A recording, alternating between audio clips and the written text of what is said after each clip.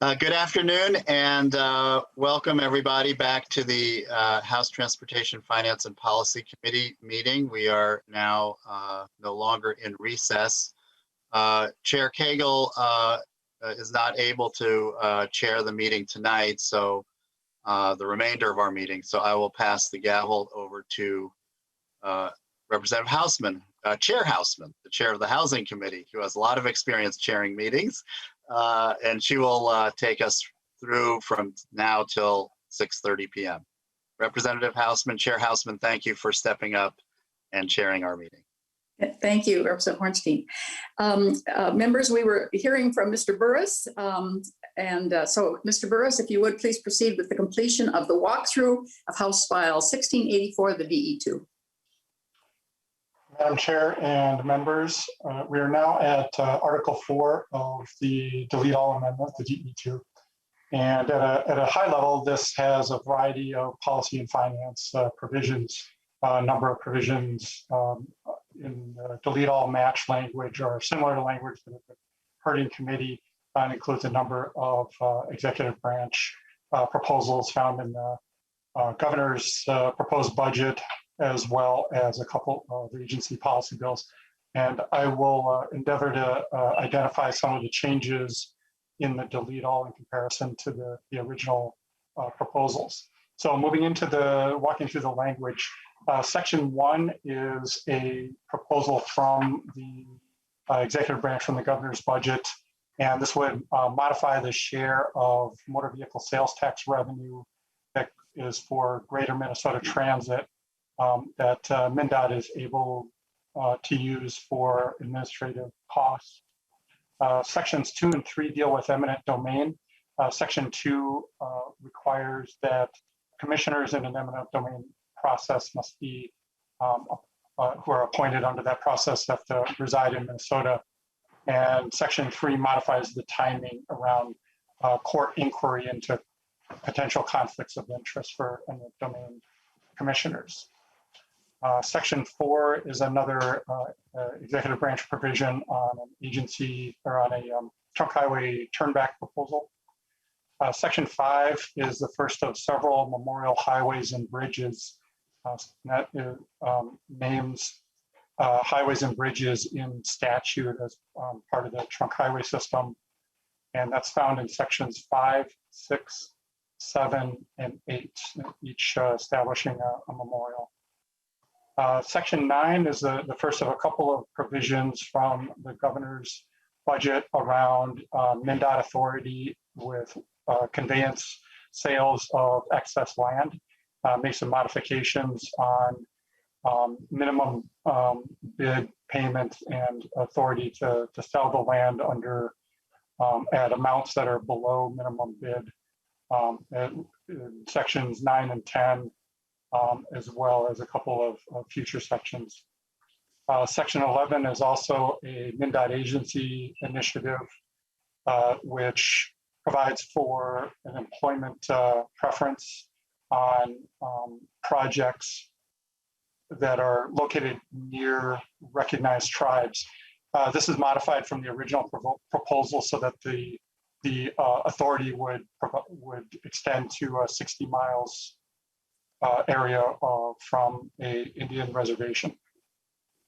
Section 12, as well as Section 13, are also provisions around MnDOT conveyance of land and broadening authority for situations and scenarios involving a broker and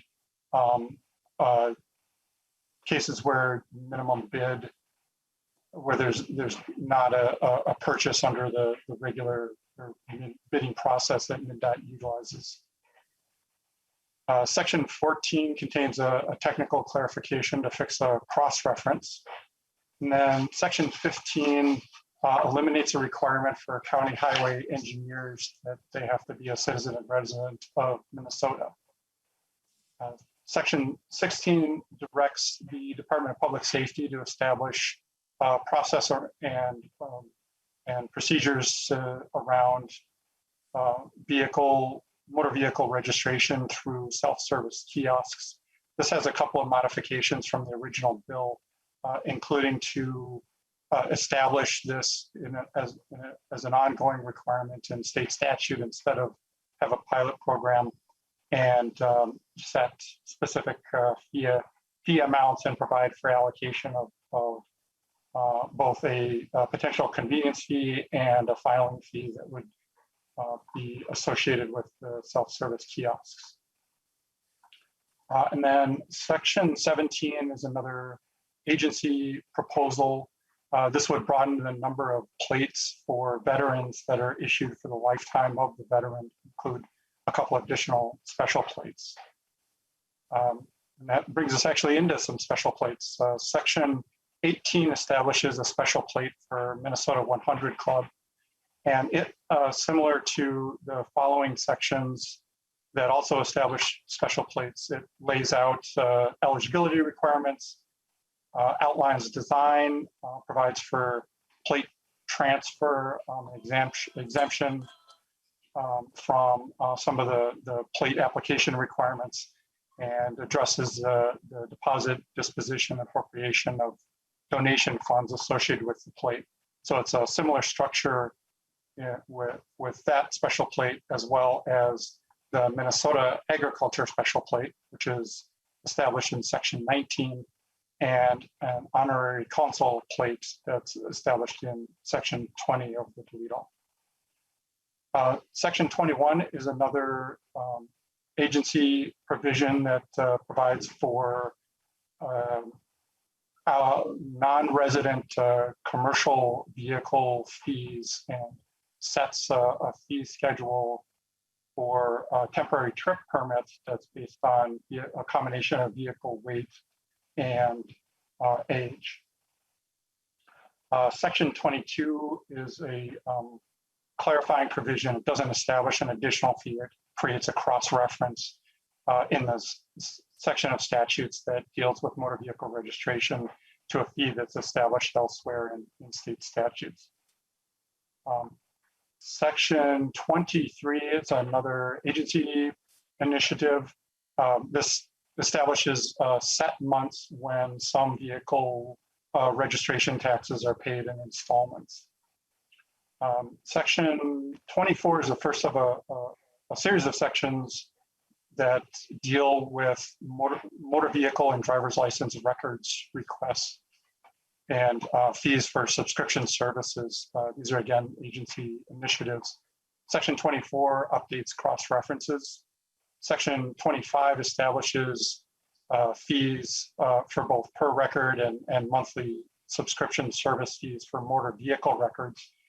This replaces, actually this one is new. It's parallel to an existing subscription service for driver's license records. And this sets up the fee amount and allocation of the revenue. Section 26 also addresses data like bulk large-scale data records requests, not by subscription, but by large requests of 1,000 records or more for driver's license or motor vehicle. This is the one that substantially replaces an existing bulk data request provision that's being repealed later in this Toledo amendment. Section 27 also goes to the subscription service and establishes an annual requirement for the subscribers for both on both the motor vehicle record side and the driver's license record side to perform an independent audit on an annual basis. Section 28, as well as section 29, set a set fee instead of allowing for a variable fee of up to $7 for a couple of services performed by deputy registrars. Section 30 is one of a handful of sections that are, again, department initiatives from MnDOT on modifying and clarifying regulations for animal-drawn vehicles. This updates terminology as well as create cross-reference to some of the other provisions on sort of traffic regulations for animal-drawn vehicles. Section 31 broadens the the authority for the department to share crash records information, that crash reports that are filed by law enforcement, to include city and county attorneys being able to obtain that information under some circumstances. And then section 32 is another animal-drawn vehicle provision. This clarifies that operation on the right-hand side of the road that is required of slower vehicles also includes animal-drawn vehicles. Section 33 is a revision to school bus inspection requirements. This codifies some of the procedures around school bus inspections and shifts to relying on a set of standards that are adopted by a national organization. There's also a corresponding elimination later in the delete all of administrative rules that currently govern the school bus inspections process. Section 34 goes along with this by clarifying that non-sworn officers within the State Patrol have authority in the school bus inspections process. Section 35 contains a clarifying or conforming change on animal-drawn vehicles provisions. And section 36 also relates to animal-drawn vehicles. And this sets lighting requirements as well as exception from when lighting is, identification lamp is required for such vehicles. Moving then to section 37, this relates to escort vehicles for overdimensional loads that are operated under a special permit that modifies when escort vehicles are required when the load extends over the center line on undivided highways. Section 38 is a authority that would allow for a new type of special permit for soybean meal hauling.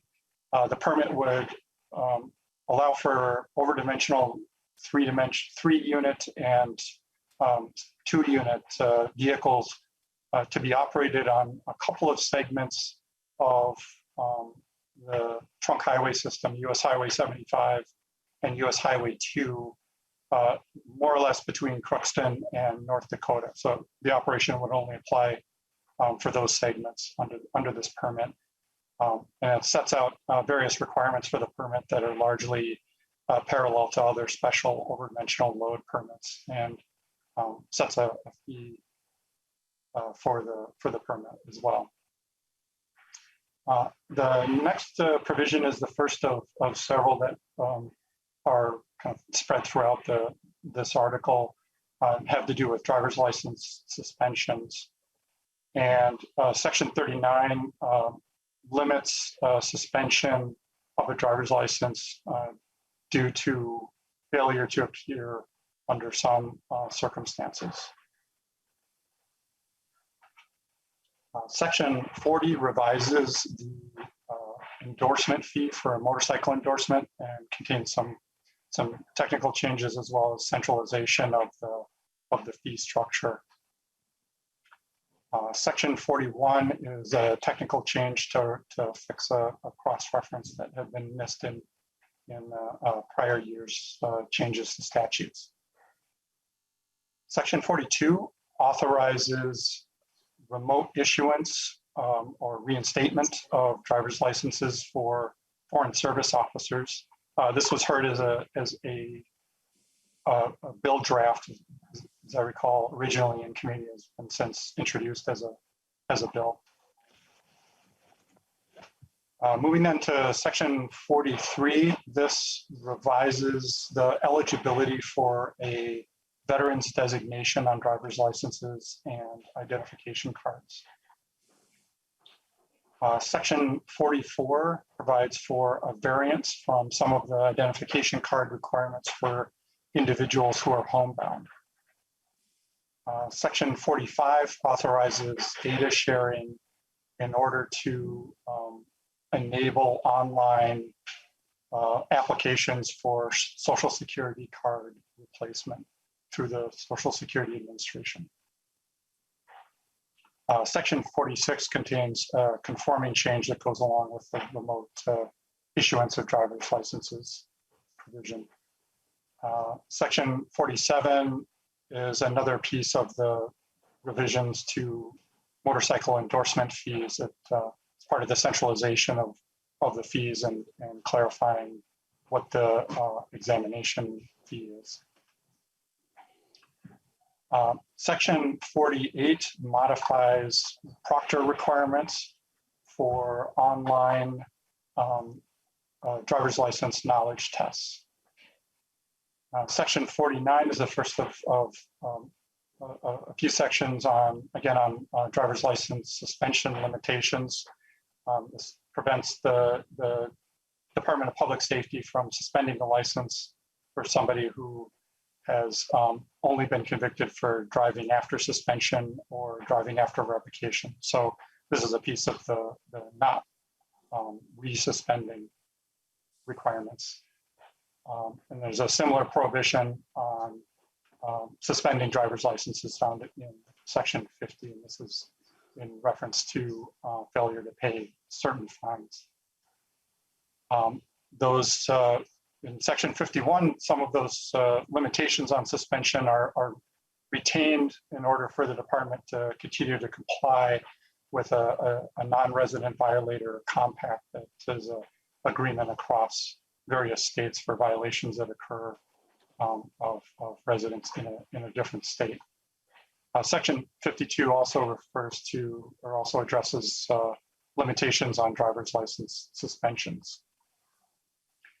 Section 53 is a revised governor's recommendation. This wasn't in the original driver's license suspension bill or in the governor's original language. And the proposal here is to eliminate fee stacking on reinstatement of driver's licenses that have been suspended, and there's also revoked in another section. So what it does is set a single fee for reinstatement of a driver's license, regardless of the number of or combination of suspensions that occurred prior to the applicant seeking reinstatement. And the section also contains some technical changes to clarify and create consistent language. Section 54 extends the expiration date on some driver's licenses. This was, as originally proposed, this was a modification for foreign service officers and their families. In the delete all amendment, there's another bill that is also incorporated in so that the same extension of expiration dates would apply to those who are serving as a volunteer in the Peace Corps and various family members of that person. Section 55 has a couple of pieces to it. The first is another modification on the elimination of fee stacking. This is for driver's licenses that have been revoked as opposed to suspended, and it identifies a single fee that would be imposed following multiple revocations or multiple combinations of suspension and revocation. That set of changes is found primarily in paragraphs A and B. There's also another change that's found in paragraph F to broaden eligibility for payments in 2 installments so that a court certification of being eligible for a public defender would no longer be required. And this is another agency proposal. Section 56 is another piece of the overall proposal around driver's license suspension limitations. And this would require a couple of legislative reports, one from the Department of Public Safety and one from the state court administrator around suspensions, revocations, as well as fines and violations and charges imposed that involve loss of driving privileges. Section 57 establishes a statewide goal of reducing vehicle miles traveled. This is modified somewhat from the bill draft that had been heard in committee to create a separate, to specifically require separate goals for metropolitan and rural areas of the state. Section 58 modifies requirements for MnDOT around the Minnesota State Highway Investment Plan, or MNSHIP, to specifically make reference to prioritizing maintenance and repair of the trunk highway system as it relates to one of the general transportation system goals. Section 59 establishes some requirements on performance measurement, annual targets, and what is included in district capital highway plans, all again around performance targets and some other evaluations of the transportation system. And this includes an annual legislative report on trunk highway performance measures and targets. Sections 60, 61, 62, and 63 all remove obsolete language on report due dates that are now passed. Section 64 establishes a new electric vehicle infrastructure development program. This is one of the items of appropriation that have been discussed or touched on earlier this afternoon. This would be administered by MnDOT, and the program has various requirements set up in the statute, and MnDOT would be directed within the general administrative eligibility and selection and prioritization provisions that are set in the statute. MnDOT would then implement the program.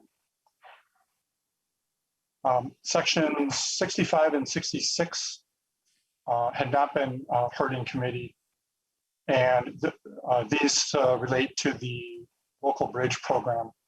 There are a couple of modifications that are made in this. One is to clarify that a provision that deals with major local bridges, meaning those with a total cost of $7 million or more, are not funded by default under the general program. There's a provision that's specific to major local bridges that's found in section 65, and the funding eligibility for those bridges is modified in that section.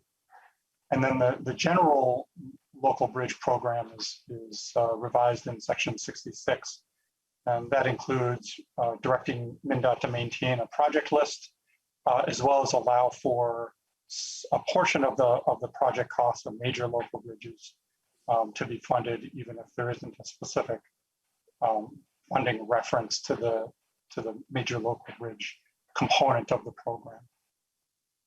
And that grant award is limited as for major local bridges and for all bridges generally under the program of up to $7 million. Section 67 is another elimination of an obsolete report. Section 68 is a modification of a provision on carry forward authority that's normally kind of traditionally found in the appropriations article as a rider as part of MnDOT's trunk highway appropriations. And this would instead codify it into as ongoing authority. It allows the Department of Transportation to carry forward previously encumbered funds for specific highway projects that had been encumbered under an appropriation in the prior year. So that spending authority would continue if the project is already in place and or at least there are funds encumbered for it. Section 69 is the first of a couple of sections revising the state rail safety inspection program, broadening and changing the authorization, the nature of the authority for MnDOT's inspections. And then going along with that, Section 70 revises the assessment that is placed on railroads, including to clarify and broaden the cost that the assessment would go to, and increase the number of state rail safety inspector positions to 6+ supervisor roles.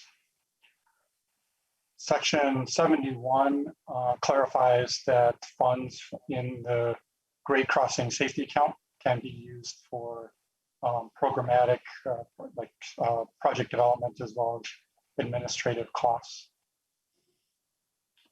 Section 72 revises the date by pushing it forward a month on a debt forecasting report that MMB puts together and forwards on.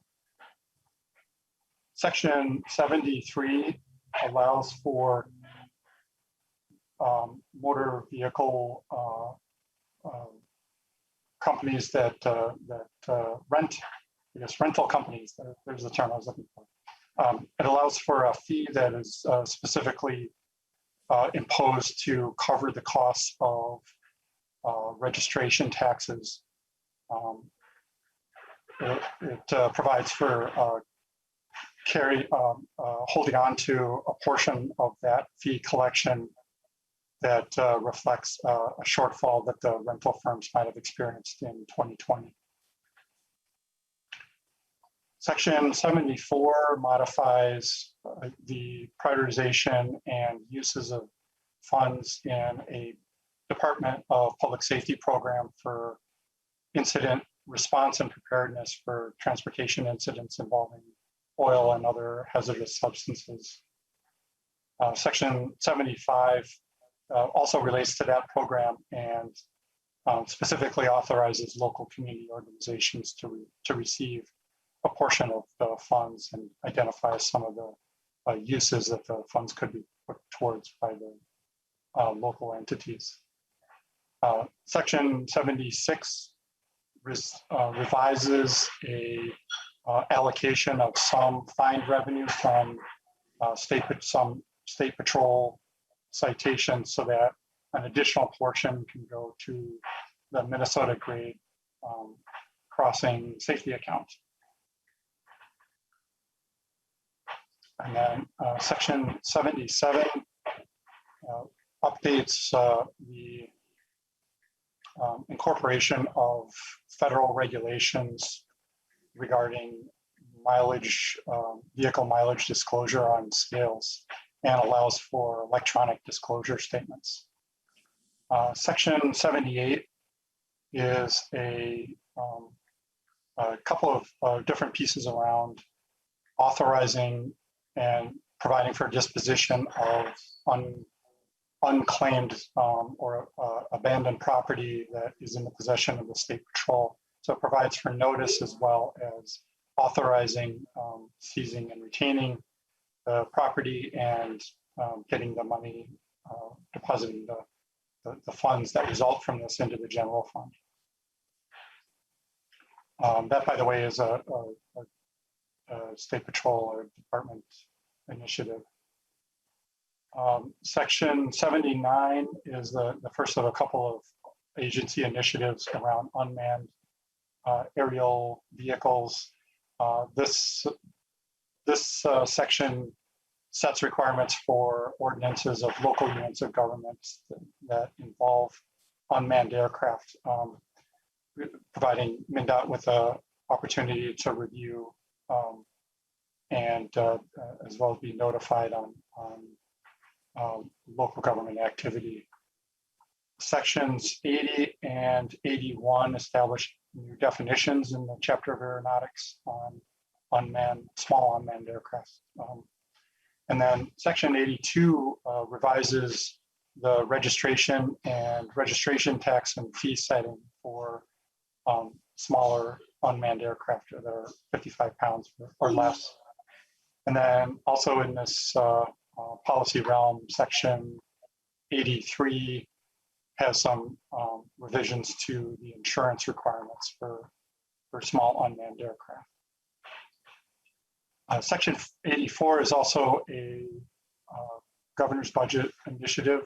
This authorizes the Metropolitan Council to issue regional transit capital bonds. A property tax levy to back the bonds is part of the statutory process behind this, but this is the authorization for bond issuance over the coming couple of years. Section 85 is a directive to the Metropolitan Council to deploy buses based on the emissions impact of those buses. This is the statutory language that goes along with one of the appropriations that was discussed earlier today.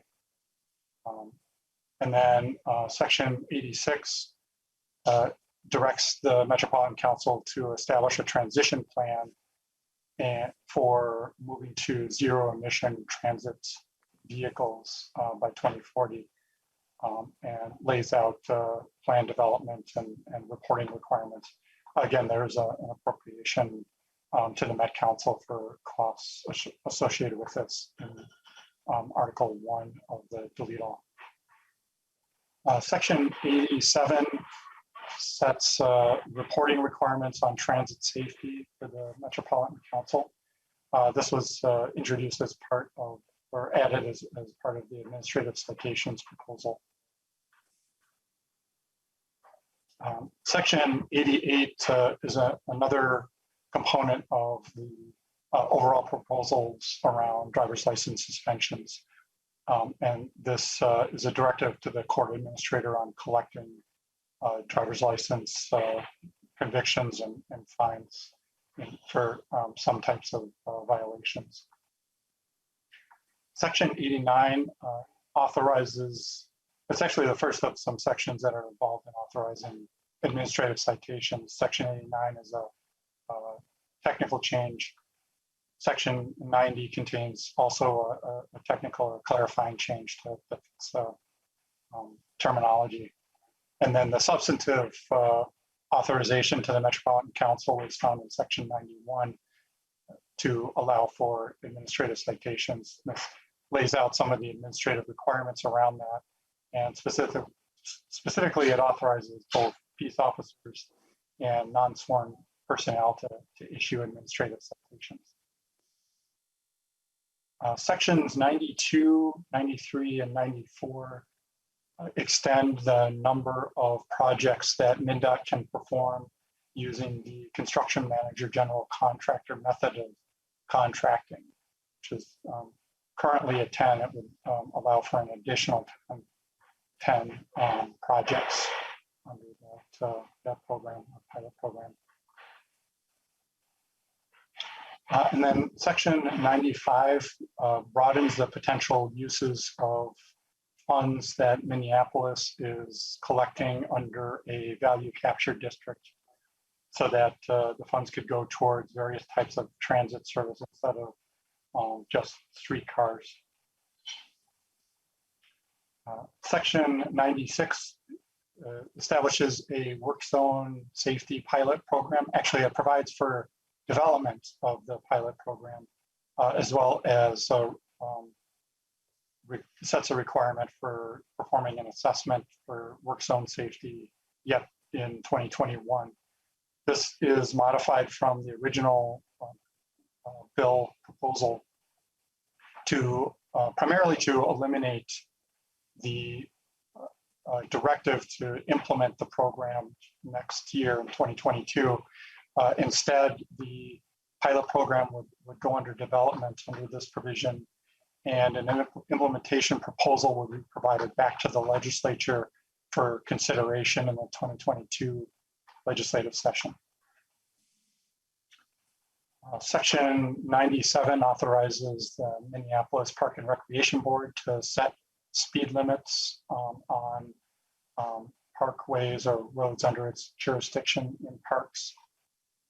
Section 98 is another the proposals around animal-drawn vehicles, and this would direct the Department of Public Safety to create a safety manual in collaboration with various other entities. It lays out some of the elements that need to be addressed within the safety manual. Section 99 provides for reinstatement of suspended driver's licenses under various circumstances, and those circumstances essentially match the changes elsewhere in this delete all amendment that are where driver's license suspension is prohibited. So then the effect is where driver's licenses can no longer be prohibited, this section would allow for reinstatement of past suspensions.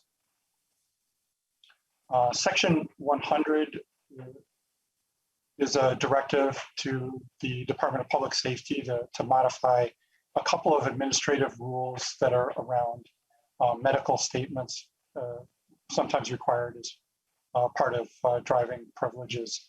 And this would broaden the number of the types of medical providers that can submit the statement. This was offered or identified as an amendment in conjunction with a diabetes provision that's a little bit later in the delete all. Sections 101 and 102 are revisions to the statutory description of the trunk highway system. This would be done as part of legislative turnbacks or trunk highway turnbacks. Section 103 is a legislative report that goes along with the implementation of self-service registration kiosks. Section 104 contains a reviser's instruction to recodify one of the provisions on driver's license suspension limitations to centralize those provisions a little bit.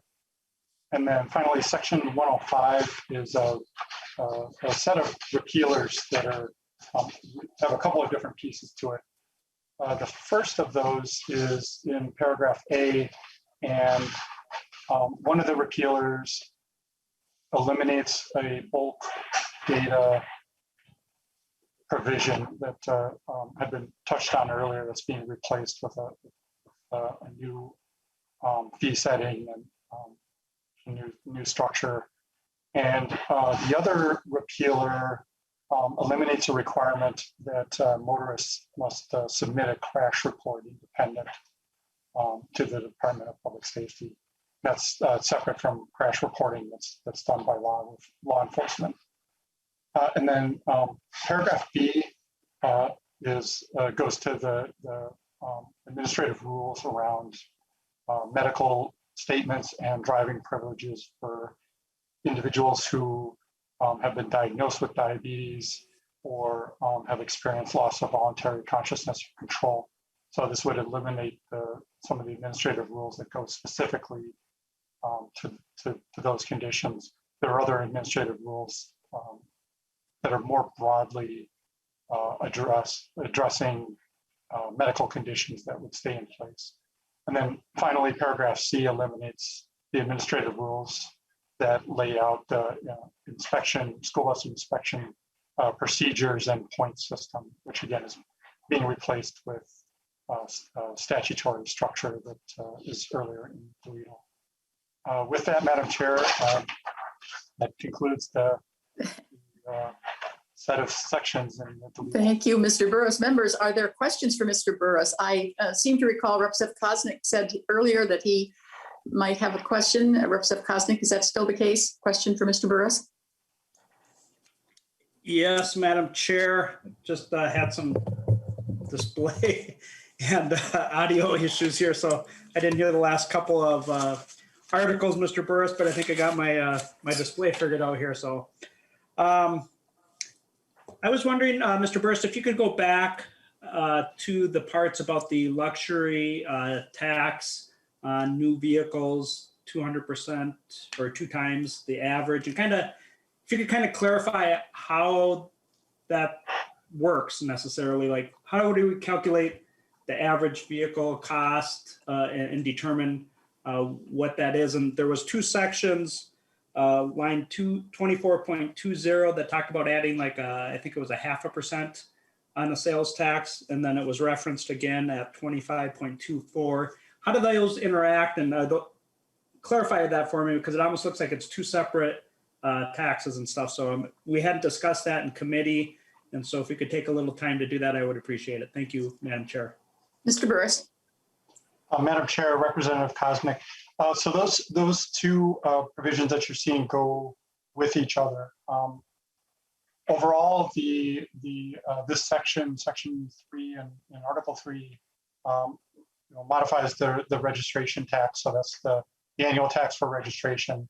And there are a couple of different modifications, or sort of two core different modifications. And one is to set a higher rate that's used in calculating the tax. And that higher rate is only for some vehicles on the basis of the MSRP of that vehicle being 200% or more of the average for new vehicles. So the percentage rate increase is established at line 24.20. And then the methodology that the department is directed to use in how this is implemented is laid out starting at line 25.24, paragraph H. So it's not a separate addition. It's not like two different tax components. It's really that the implementing details are found in paragraph H. And so what the department does is annually identify an average for the next model year. The first time in, it would sort of be for each model year, what was the average MSRP across all of the new vehicles for that model year. And then in each year, there would be a new model year added and an average determined as the threshold for when the rate is set higher. And then there is a second component that's also in the registration tax changes that works essentially independently of this luxury or high value component. That second piece is to adjust the depreciation schedule, which is part of the formula in calculating the overall tax. That depreciation schedule is adjusted for vehicles in the second through the 5th year of vehicle life. That's found in paragraph F, starting at page 25, line 15. Follow-up, Representative Koznick. Thanks. Maybe we'll discuss a little bit more offline a little bit. Representative Mason. I'm sorry. I'm sorry. Could I follow up, Madam Chair? Is there a different, the value that's set, the average value, is that set on different types of vehicles? And is it differentiated if somebody purchases, say, some kind of a van for work, or maybe a truck, or even a nicer sedan that they're using for some kind of employment or work commercial use? Is there a differentiation? So, or is just once you hit a certain value of double the value of an average car in a particular class, are you going to get tagged with that extra luxury tax of, I think it's 4%? Mr. Burris. Madam Chair, Representative Koznick, I realized with that question that maybe I should have backed up a step. There are two different high value or luxury tax related provisions that are independent of each other. One is on the registration tax, and that's what we were kind of going over here. And this applies to passenger vehicles, so vehicles that are registered in the passenger class.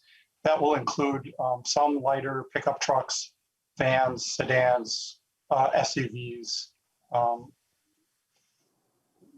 as a kind of general set of vehicles. And there's not a further differentiation between those types of vehicles as far as the calculation of MSRP and averages.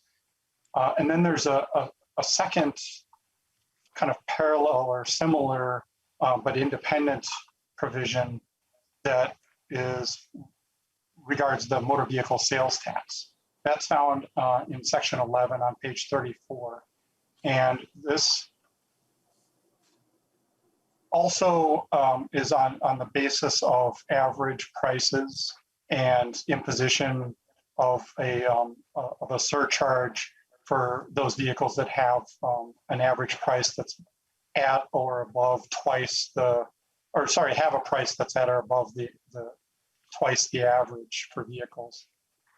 This provision imposes a 4% rate that's on the increment that's above the twice the average. So to just kind of take a, well, kind of take it as a, maybe as a way of trying to explain it, the 4% rate wouldn't apply to the entirety of the price of the vehicle.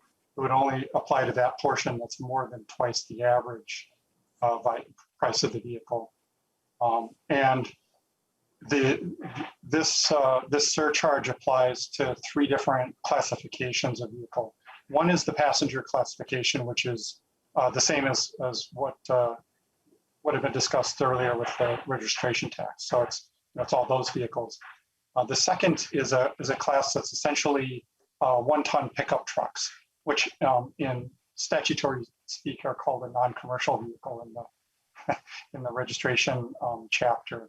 But it really refers to a non-commercial pickup truck that's larger and is not registered as a passenger vehicle.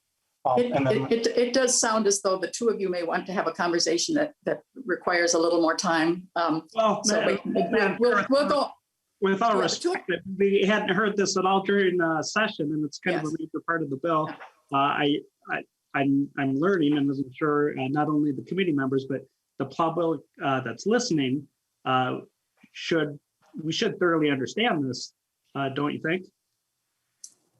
Well, this is the first day of, this is only the rollout. There's, we haven't gotten into amendments and public testimony and so forth. So there's a good bit of time yet.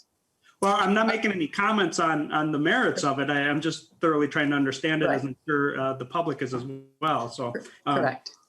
Back to you, Madam Chair, but I would appreciate the continued kind of walkthrough or explanation of how this works, because I'm still not fully getting it.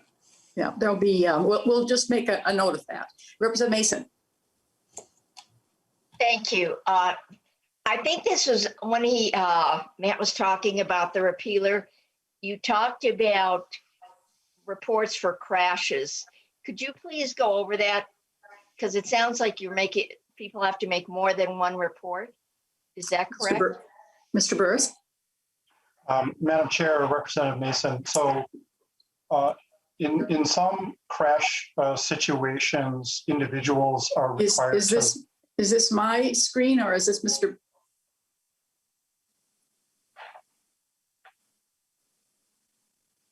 Is this my screen or Mr. Burris? Madam Chair, I'm not aware of any screen sharing. Did you hear Representative Mason's? Madam Chair, yes, I did. Should I proceed? Yes, please. So, Madam Chair, Representative Mason, currently individuals are directed to report to the Department of Public Safety, like submit a crash or accident report in some situations. The department has indicated that the information is not utilized. There are inconsistencies with the reported information, so that it's not utilized by researchers, and generally with the types of crashes, as I recall what the department had indicated, generally there will be a report that is filled out by law enforcement, and that's the information that's then utilized in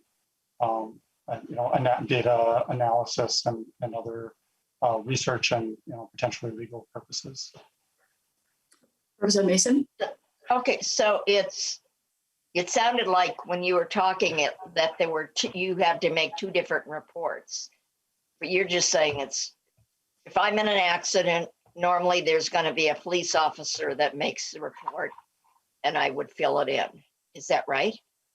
Mr. Burris. Madam Chair, Representative Mason, I think you've got a good summary of it. Okay, thank you. Thank you. Representative Barr. Thank you, Madam Chair. Mr. Burris, could you just clarify for me? I just want to make sure I'm reading this right. Article 3, sections 8 and 9, that is a completely new tax from where we're at today, right? Or said another way, this is basically replacing CTIF that we got that was removed probably, 3 years ago now? Something like that?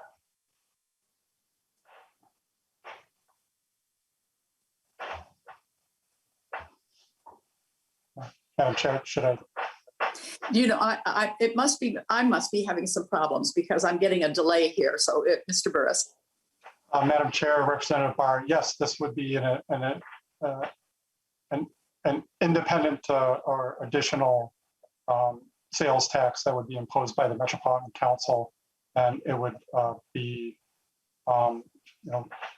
imposed separately with separate determination of uses from the county transportation sales taxes that are currently authorized. Representative Barr. Thank you, Madam Chair. I have another question too, kind of in the vein of Representative Koznick's question. I guess my question would be some of the electric vehicles we have now are a little more on the spendy side, and then we have special outfitted vehicles, like handicap, hand drive only, those kind of things. I saw a pickup truck the other day where the whole side of the vehicle comes out and a ramp goes down so the guy can get into the vehicle with his wheelchair. And I'm pretty sure those vehicles are going to be sitting somewhere around the 200 or 200 plus percentage. Would those be also included in that calculation? Mr. Burris. Madam Chair, Representative Barr, offhand, I believe they would be. Representative Barr. Thank you, Madam Chair. That's all. Thank you. Okay. Mr. Howe, have I missed any hands? I don't see any further at the moment, Madam Chair. Thank you. Members, next we would like to hear from the three agencies in the committee's jurisdiction. We'll start with the Department of Public Safety, then go to MnDOT, then the Met Council. We have leadership from each of the three agencies present tonight, as well as staff on the call to help answer questions. We'll begin with John Harrington, Commissioner of DPS. Also on the call for questions are Colonel Matt Langer and Emma Corey. Welcome, Commissioner Harrington. Good evening, Madam Chair. It's good to see you as always. Thank you for inviting me to the hearing tonight. For the record, my name is John Harrington. I am the Commissioner of the Department of Public Safety. And I want you to know that when I first arrived at DPS, I was asked by Representative Hornstein and others to find a solution for MNLARS. And it was also one of Governor Walz's top priorities. And I am very pleased to say that together we were able to find solutions to that. And it really is in that spirit of partnership that we were able to find to fix a problem that many said was intractable. And I'm happy to be here tonight with you to talk about how we continue that partnership.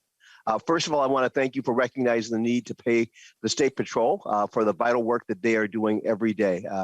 You've included some essential pieces for the State Patrol, including make sure the troopers' accountability is both guaranteed and safeguarded. It is one of my personal priorities to make sure that we are implementing 21st century policing, and that includes implementing body-worn cameras.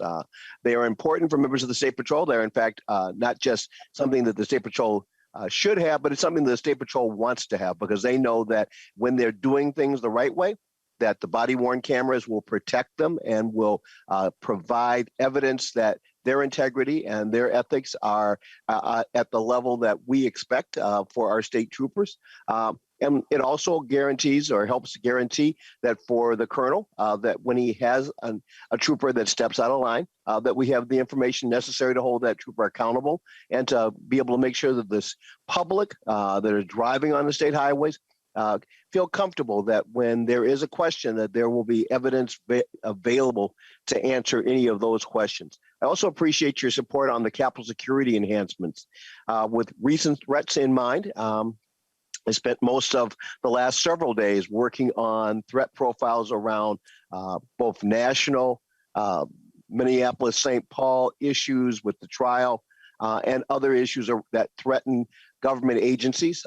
We are very much aware of the recent threats, and we're also trying to make sure that we're prepared for any future threats that may come. And so I think it's really important for your committee to be investing in capital security by adding both sworn and non-sworn staff, by making sure that we're training folks, and by making sure we have the software applications to both better manage and track the resources of our deployments around the Capitol. Your committee has also added additional investments in State Patrol, 42 additional troopers added, which is what we had asked for. This will enhance our enforcement, our education, and the ability to reconstruct accident scenes across Minnesota.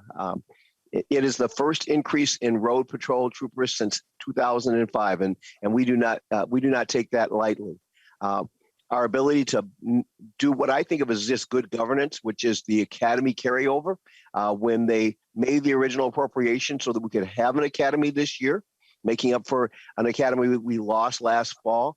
The time frame of being able to staff an academy would have taken us into the next budget year, and so we appreciate allowing that money to carry over into the next cycle so that we can complete the Lido Academy this summer. We think this troopers' work right now it's never been more important. They're being pulled in a lot of different directions, and we know that. But we also know that, especially on Minnesota roadways right now, we're seeing it as an even more dangerous place to drive.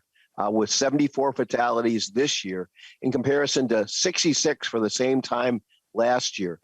And we're hearing both the issues around texting and driving and distracted driving continue, but we're also seeing speeds. We have encountered twice as many drivers driving in excess of 100 miles an hour this year than we have before. And that does not seem, even though we have been ticketing more, we've done a lot of education, we're still seeing that kind of outrageously dangerous behavior out there.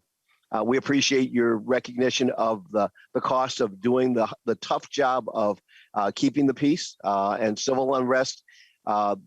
Keeping the peace around the Capitol and keeping the peace in Minnesota does come with a cost, and we'd like it to be as rare as possible. But when it does happen, we want you to know the State Patrol is well trained, well equipped, and well managed to be able to do it right. And we really do believe that that's an important facet of state government's ability to come to the aid of local jurisdictions, whether it's cities or counties. And quite frankly, the State Patrol has had to do that all over the state of Minnesota. This is not simply a Twin Cities issue. This is quite literally an all Minnesota issue. The policy that will allow us to take care of abandoned cash is also important. And then the salary tails of the changes in our salary contract also makes a huge difference to the State Patrol. I am personally very thankful that DPS's operating adjustment was included. I'm always very nervous about the fact that while we're an agency that is made up of 10 different operations, that the organization that does community outreach, legislative affairs, our legal counsel that protects us when we're sued, our media folks, that's part of the commissioner's office and the agency bases there. And if we do not have operating adjustments, then we would still need to do all that work, but we would be in the position of having to try and rob Peter to pay Paul if we did that. Last but not least, DVS, the Department of Vehicle Services, as I started out mentioning, has gone through just an amazing transformation with the changeover from MnLARS to MnDrive. Your funding of MnDrive was an investment. I really do think of it that way. It was a big investment, we know that, but it was an investment meant to correct an issue that was plaguing the state. As I said, the governor made it a very high priority for the Department of Public Safety. We need to continue to make those investments in both staffing and in operating to make sure that we can fulfill the DVS commitment to provide not just customer service, but good to great customer service. And as during my now going on 3 years or starting my third year here, we have gone from we're backlogged with titles because Minlars was broken, to we're backlogged on getting people's driver's licenses out, to we needed to get real ID out in a timely fashion. And the answer to that can't be we can do one of those three. The answer has to be that we need to be able to do all three of them and do them all well. And so we are very happy to see us being able to make this commitment so we can cross-train staff. Right now, we have staff that are in silos where if they're a vehicle inspector, they cannot help out on license and title. If they're in the PIC answering phone calls, they can't help out on getting an answer in certain areas out there. We need to be able to do a better job of cross-training people, and this will allow us to maintain that and maintain MnDrive. And we really do believe that MnDrive is going to pay dividends for years and years. But right now, we're looking at things like, how do we deal with kiosks and how do we deal with self-service options that the public is asking for and that current staffing would not allow for us to do?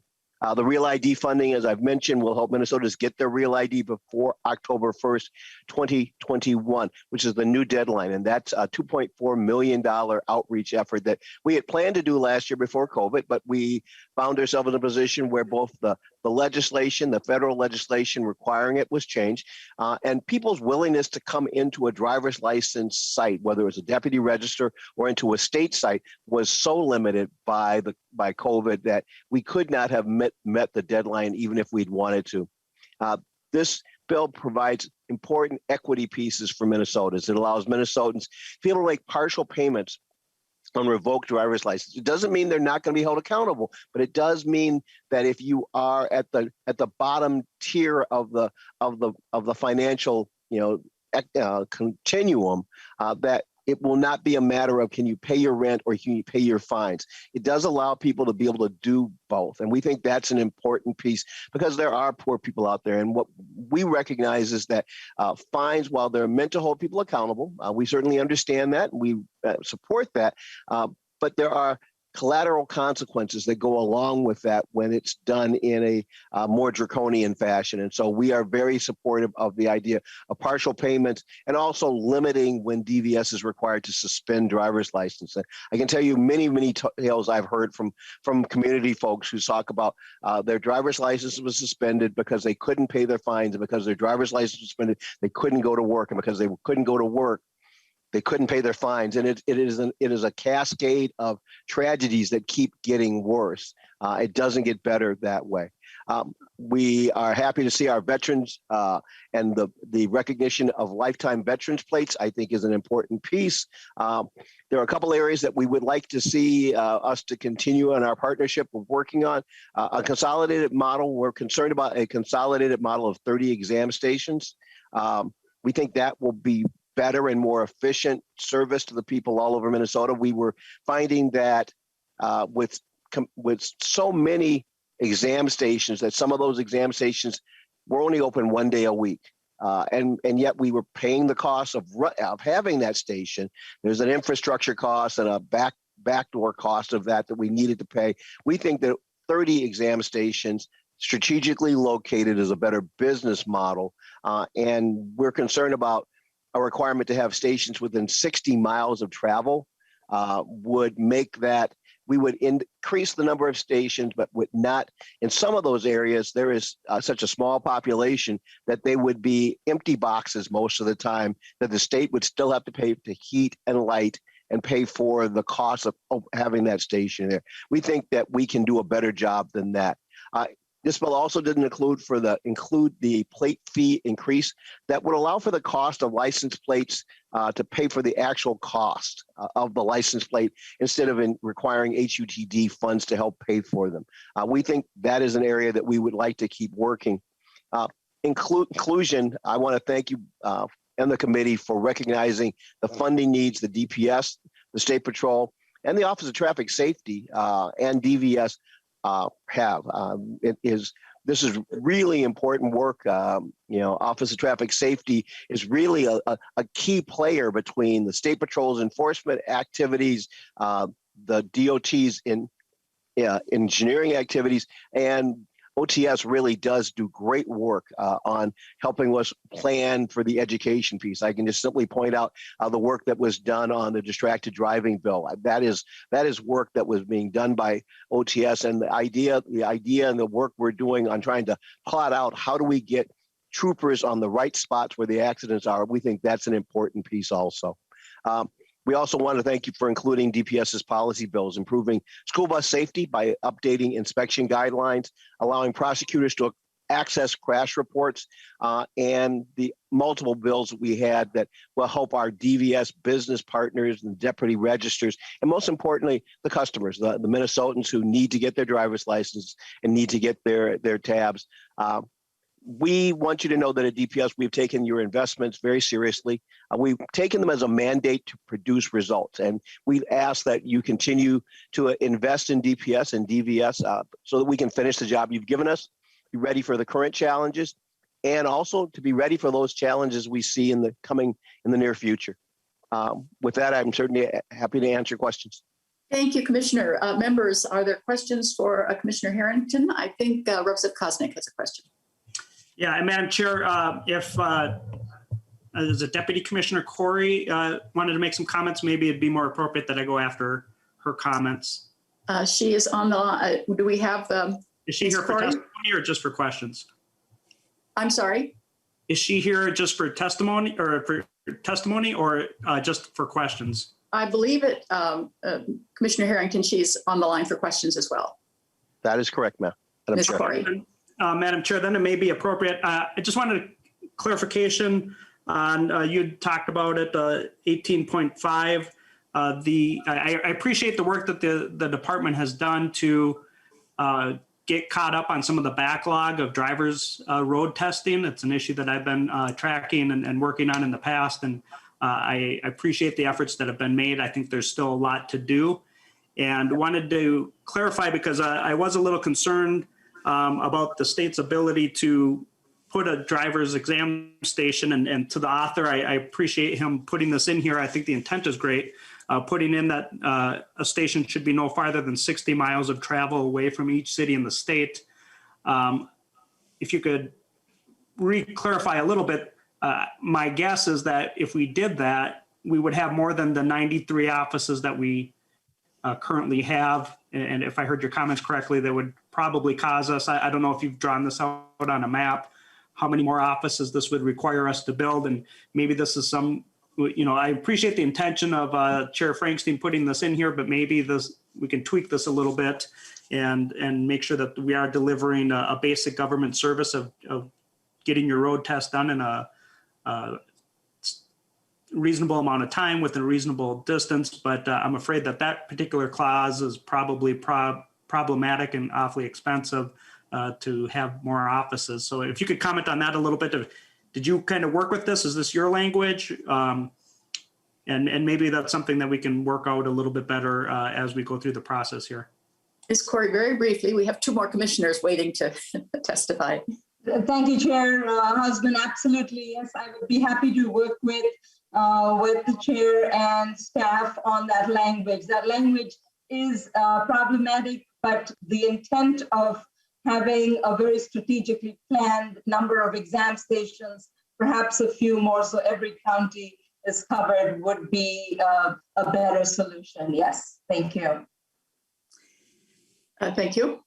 I have a question for the author. Would it be okay to just proceed with the testimony of both commissioners and hold questions? We have time for questions again tomorrow. Thank you, Madam Chair. I want to really make sure that Commissioner Anderson Kelleher and Chair Zelle have the opportunity to be on the record. We'll get both commissioners. We can see if after their presentations, then we can ask questions of both of them. But let's get them one after the other and then take questions after. So we're joined by Margaret Anderson Kelleher, Commissioner of MnDOT, and also on the call for questions, Eric Radin. Welcome, Commissioner Kelleher. Well, thank you, Madam Chair and Mr. Chair and committee members. First of all, good evening. Thank you for working so hard to assemble this omnibus bill during such a challenging legislative session. We deeply appreciate your work. I'm going to make a few comments, and then Mr. Radin is going to make a couple of more comments. So I will just start off and say we deeply appreciate your recognition of the need to address transportation funding. As you know, our state's transportation system is aging and it needs investment. The approach that the House has taken in this bill provides sustainable, dedicated funding that results in additional investments for critical transportation infrastructure. Increased funding to MnDOT is going to allow us to invest in the state highway system to achieve both performance targets and key system goals, including pavement and bridge conditions and safety improvements. The funding also will be providing for local governments, including small cities that currently do not have that dedicated source of transportation revenue in the state. It's also important to know that increased funding would be able to provide a match to federal transportation dollars that are likely to be coming to Minnesota within the next year. And often that match is a 20% match.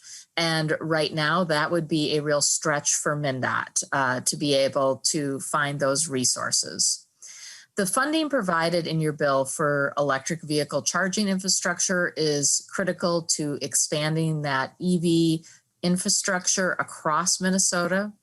And the legislation also is going to allow MnDOT to develop and coordinate sustainability and public health activities for MnDOT to promote public health, develop and track progress towards our sustainability goals, improve the efficiency of our agency operations, and improve resilience of the entire transportation system, including through investments in liquid de-icing chemicals and storage, application, and equipment for those things. I also want to note that setting the goal of reducing vehicle miles traveled by at least 20% by 2050 is consistent with the recommendation from the Sustainable Transportation Advisory Council. Driving today is responsible for the largest share of carbon emissions in Minnesota. We will not be able to achieve our carbon reduction goals without reducing VMT. We want to thank you, Mr. Chair and Madam Chair, for your support of small business contracting opportunities that are going to improve sidewalk and roadway accessibility through small contracts to advance equity programming. This investment aligns contracts to maximize opportunities for small and diverse businesses in Minnesota. Madam Chair, thank you for also including the department's proposals in your bill. Chair Hornstein, these proposals on drones, land management, escort vehicles, turnbacks allow us to make several positive changes that are going to benefit Minnesotans. And next, I'd like to turn it over to Mr. Radin, if that would be all right, to just highlight a couple of other areas, and we will stand by for questions. Mr. Radin, welcome to the committee. Thank you, Madam Chair. Eric Radin with MnDOT Government Affairs. Just very briefly, we appreciate the funding for cybersecurity, risk management, and other agency initiatives that will support IT technology, enabling us to successfully plan, operate, build, and maintain the state's transportation system. These investments will modernize systems for enhanced disaster recovery performance, improve the quality and value of data, reduce agency exposure to cyber risks, improve data management, and increase transparency. The Rail Safety and Development Fund will allow us to hire 2 additional rail inspectors and will increase funding for the Rail Grade Safety Account, which allows us to work with railroads and our federal partners to respond to increased needs for all rail safety improvements. The operating pressures adjustment will help us maintain service levels to cover increasing costs due to inflation on commodities, compensation costs, rent and lease payments, and volume and rate increases for IT services. The horse and buggy traveler safety will allow the operation of these vehicles on the shoulder of the roadway where they should be, which will support safety for all roadway users. The construction manager, general contractor delivery method, we were authorized for 10 projects originally. We've submitted a report to the legislature. We're approaching that 10 project limit. The existing law already limits us to 4 proposals or 4 projects per year. So this would be an additional 10, but we'll continue to work with stakeholders on this proposal. And then finally, the Indian employment preference. The bill clarifies our authority to implement the preference for projects located on or near reservations. And due to some concerns that we heard from legislators, the proposal has been revised to include a 60-mile limitation for applying this preference. Thank you, Madam Chair, and thank you, Mr. Chair, for including these provisions in the bill. Thank you, Mr. Radin. And we're joined now by Charlie Zelli, the Chair of the Metropolitan Council. And on the call for questions, I believe, is Judd Shetman. Welcome to the committee, Chair Zelli. Thank you, Madam Chair and Mr. Chair and committee members. I'm Charlie Zelli, Chair of the Met Council. With a name that starts with Z, I'm used to being last and speaking fast. So I will be brief. We have 15 minutes. We have 15 well, we'll have time for questions. I really appreciate the work of the committee and all that you've done. And I maybe not touch on everything, but just make a few comments on what you have in the bill. First off, I have testified about the effects that the pandemic has had on Metro Transit, and it has been severe. You know, ridership down 50% and as much as 95% on some commuter routes. And I am actually thrilled to say that now with Minnesota health guidance, we are lifting that sign that says essential trips only and increasing the capacity now with up to 50% of buses, larger buses and the trains. And so I hope we expect the economy to start reopening. But for the federal relief, we would have had to make really draconian cuts. So we know that this federal relief has really bought us some time and able to fund really important areas. But first off, then I have to say I really appreciate the committee's commitment to long-term funding and the idea of actually finding a way to fill the gap of this structural deficit that will be upon us. Is really, really important. And although the governor's and our proposal doesn't contemplate that this year because of the federal funds, we know that it is important to advance that idea of long-term funding at some point.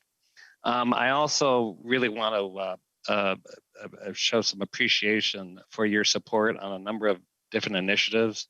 The safety initiatives that we're that you've included in your bill, like changing the penalty for fare evasion and allowing non-sworn personnel to issue administrative citations is not only the right thing to do, but allows us to kind of lean into the oversight of creating a safe space for everybody. And I think that will come a long way in this coming year to help us achieve those goals. Also, I know that thinking about bus replacements, the actual regional transit capital bonds is really important. Part, just as Commissioner Keller talks about local match, this is the funding that we will use to provide the 20% toward the 80% federal share of a lot of the rolling stock replacements that we'll have. And so those are really important elements of funding, and the replacement is not just for Metro Transit, but it is for Metro Mobility funds, Metro Mobility buses, and opt-out transit providers as well. I want to just make a couple of quick comments on the idea of zero emission transit vehicles. We are completely committed to working with this committee toward that goal. That is a very important goal for the Met Council, and I kind of look forward to exploring what the right language is to really achieve that. But we are really interested in working with the committee on finding a transition plan as we get toward electrification of the fleet. And lastly, I'll just make a quick comment on on measuring emissions. We would be gladly work with the MPCA on monitoring air quality. I know that that's part of what the bill considers is how do we track and get good information on emissions that come out of the current bus fleet. We know that that affects many neighborhoods.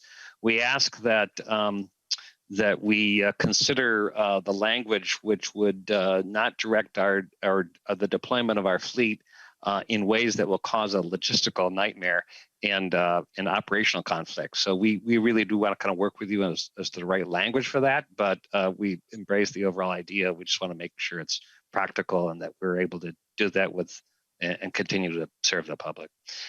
So I'm happy to stand for questions, but I just want to give you those few comments, and I really appreciate the opportunity to work with you. Representative Petersburg has a question. Oh, okay. Thank you, Madam Chair. And I have a question for both Commissioner Zelli as well as Commissioner Anderson and Kelleher. But Commissioner Zelli, one of the parts in this proposal really talks about revenue bonds, and I'm wondering if you could kind of help us understand, how that would work. What would you be using those bonds for, and if you might have some idea of what the capacity for those bonds would be? There's Ellie. Thank you, Madam Chair and Representative Petersburg. If it is the transit capital bonds, those are bonds which are, if that's the ones you're referring to, those are actually have the debt service provided from the limited amount of property tax revenue that we are able to deploy. It's really restricted, but it allows us to have that in the very small amount that we have. So, but we also have, I see Judge Shetton here, and he can correct me if I'm wrong, but I think that that's not, it's tax revenue. It's not operating revenue. Sounds like he's agreeing with you. Anything further to add, Mr. Shetman, to that? Representative Petersburg. Thank you. And maybe we'll have further discussion later, but the other one goes to Commissioner Anderson Kelleher. You talked about the electrical infrastructure, charging station infrastructure. I've always been concerned, or at least unclear as to if we're meaning infrastructure for the department to use for electrical infrastructure, or are we talking about the department being into the process of selling electricity for cars? So how is your interpretation of that piece? So, Commissioner Kelleher. Madam Chair and Representative Petersburg, one part of that you are spot on, and that is that some of the resources will go for MnDOT infrastructure for charging our electric vehicle fleet, which is growing. The second part of that is that the money that's provided will actually help us site electrical vehicle charging infrastructure across the state. We are not going to run that infrastructure. That is going to be run by private companies that then sell the electricity. So it's more about siting those facilities, often using MnDOT right away, but working with private companies to be the ones doing the sale. So it's really about setting up that, as we would think of it, that fueling station of the future, but it's not a MnDOT venture to be doing the selling of the electricity. Representative Petersburg. Thank you for that clarification. Nothing further. Okay. I see no other hand. Mr. Howe, am I missing any hands? We do have time for the. Caught them all, Madam Chair. I'm sorry, pardon me? I think you've caught them all, Madam Chair. Okay, thank you. So final comments from Chair Hornstein before we adjourn for this evening. Representative Hornstein. Thank you, Madam Chair. I appreciate all of our commissioners and Chair Zelli for coming, offering your comments, your feedback. We'd love to continue to work on your concerns as the bill advances. I also wanted to say I did appreciate Representative Koznick's questions about the depreciation schedule, and I will continue to work with him on those concerns. And I also appreciated his thoughts on the issue that I do feel is very important, which is accessibility to drivers' exam stations. And so if there, I think there are some possible tweaks we can make in consultation with the department on that one. So members, again, just appreciate so much your attention. Again, a big thank you to Mr. Burris and Mr. Lee for their incredible work. This is a lot. I told somebody it's almost like doing a PhD thesis in 2 weeks or less. So it's just a heavy lift, and we appreciate so much their work. And Madam Chair, if I could just make a quick just reminder announcement then of where we go from here, and then I think we can adjourn. We will be hearing public testimony tomorrow. Again, a reminder to contact Mr. Howe for members of the public that want to testify. And depending on our numbers, we may have to keep it to a couple of minutes per testifier, but we know we are already getting a number of people requesting to testify. We'll take as many as we can in an hour and a half. Written testimony is also welcome. Amendment deadline is 1 p.m. Tomorrow, and then we'll also have a good amount of time for markup and more discussion of the bill on Thursday. So that is the plan, Madam Chair. And so just to repeat, our next meeting is tomorrow, April 7th from 1 to 2:30, where we'll complete public testimony and continue discussion as necessary. And a reminder that amendments are due by 1 o'clock tomorrow. Seeing no further business, we are adjourned.